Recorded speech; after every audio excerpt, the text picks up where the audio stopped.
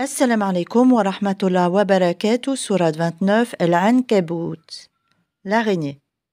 Au nom d'Allah, le tout miséricordieux, le très miséricordieux. Alif, Lam, Mim.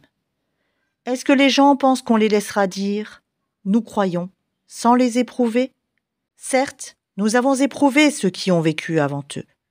Ainsi, Allah connaît ceux qui disent la vérité et ceux qui mentent. Ou bien, ceux qui commettent des méfaits, qu'ont-ils pouvoir nous échapper? Comme leur jugement est mauvais. Celui qui espère rencontrer Allah, le terme fixé par Allah va certainement venir. Et c'est lui l'audient, l'omniscient. Et quiconque lutte, ne lutte que pour lui-même, car Allah peut se passer de tout l'univers. Et quant à ceux qui croient et font de bonnes œuvres, nous leur effacerons leurs méfaits, et nous les rétribuerons de la meilleure récompense pour ce qu'ils auront accompli. Et nous avons enjoint à l'homme de bien traiter ses pères et mères. Et si ceux-ci te forcent à m'associer, ce dont tu n'as aucun savoir, alors ne leur obéis pas.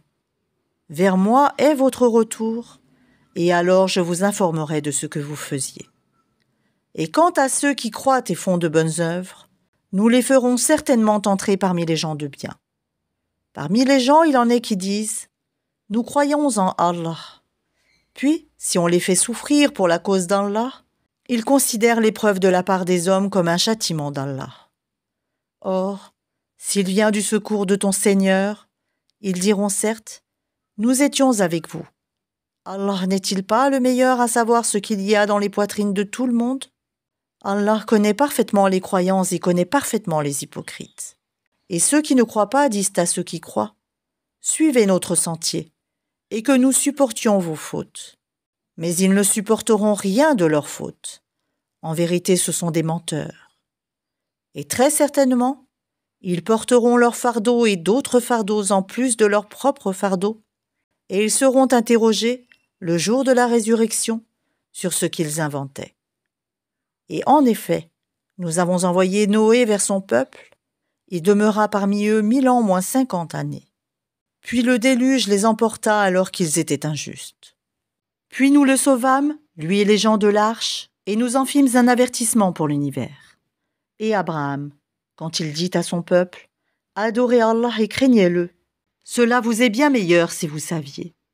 Vous n'adorez que des idoles en dehors d'Allah, et vous forgez un mensonge. Ceux que vous adorez en dehors d'Allah ne possèdent aucun moyen pour vous procurer nourriture. Recherchez votre subsistance auprès d'Allah. Adorez-le et soyez lui reconnaissants. C'est à lui que vous serez ramenés. Et si vous criez au mensonge, d'autres nations avant vous ont aussi traité leurs prophètes de menteurs. Aux messagers, cependant, n'incombe que la transmission claire. Ne voit-il pas comment Allah commence la création puis la refait? Cela est facile pour Allah. Dis, parcourez la terre et voyez comment il a commencé la création. Puis comment Allah crée la génération ultime, car Allah est omnipotent. Il châtie qui il veut et fait miséricorde à qui il veut, et c'est vers lui que vous serez ramenés. Et vous ne pourrez vous opposer à sa puissance ni sur terre, ni au ciel, et il n'y a pas pour vous, en dehors d'Allah, ni allié, ni secoureur. Et ceux qui ne croient pas au verset d'Allah et à sa rencontre désespèrent de ma miséricorde, et ceux-là auront un châtiment douloureux.